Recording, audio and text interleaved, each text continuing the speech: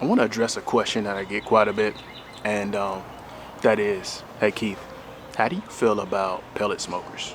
How do you feel about gas grills? First off, I have nothing against pellet smokers, nothing against gas grills, right? Nothing against those grills that are more convenient, right, than charcoal, man. Nothing against that. Nothing against that. I think any grill, any type of grill has a time and place, right? A lot of people own multiple grills for that reason, right?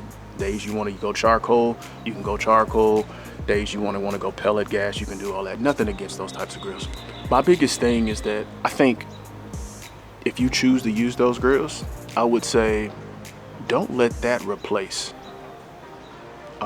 you learning how to grill over a live fire, over charcoal, over wood, over all of that. Because more so than just knowing how to do it, I think that's a life skill, really. You know what I'm saying? Almost like swimming, almost like being able to balance a checkbook, being able to fire it up on the grill.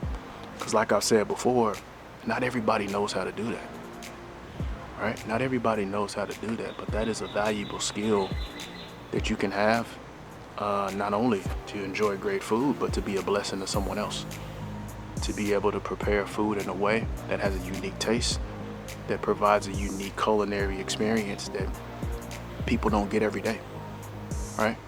People are willing to go to restaurants, willing to go here, drive far, pay this and that and the other to experience the flavor of food, the type of food that you grill in your backyard on the regular, right?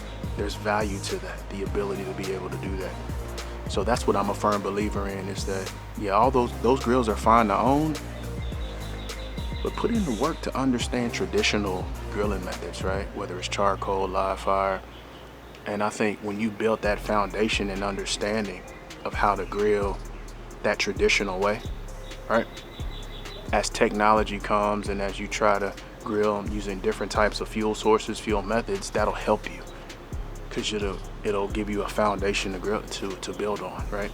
Because there's fire management for any type of grill. It just looks different, right? For a pellet grill, I would call it more environment management, right? You got to manage the environment, the cook chamber, what's going on. For gas grills, right?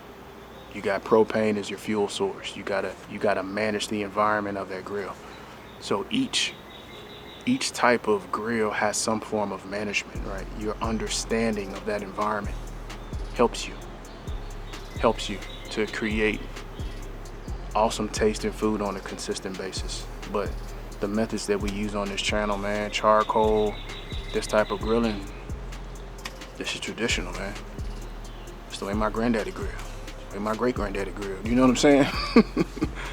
And I think if we don't continue to use these, if we don't continue to show these and put these methods out here, you'll lose them, right?